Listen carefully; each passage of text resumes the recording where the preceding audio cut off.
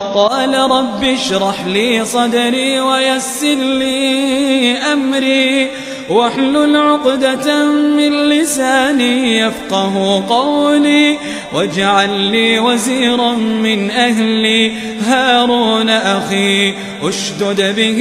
أزري وأشركه في أمري كي نسبحك كثيرا ونذكرك كثيرا إنك كنت بنا بصيرا. قال قد أوتيت سؤلك يا موسى ولقد مننا عليك مرة أخرى إذ أوحينا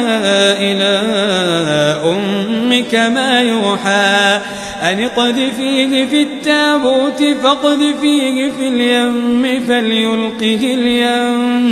فليلقه اليم بالساحل يأخذ عدو لي وعدو له وألقيت عليك محبة مني ولتصنع على عيني إذ تمشي أختك فتقول هل أدلكم على من يكفله فرجعناك إلى أمك كي تقر عينها ولا تحزن وقتلت نفسا فنجيناك من الغم وفتناك فتونا فلبثت سنين في أهل مدين ثم جئت على قدري يا موسى واصطنعتك لنفسي اذهب أنت وأخوك بآياتي ولا تنيا في ذكري اذهبا إلى فرعون إنه طغى فقولا له قولا لينا لعله يتذكر أو يخشى.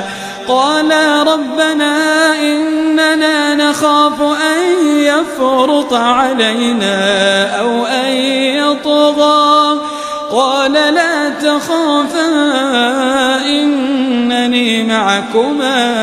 أسمع وأرى.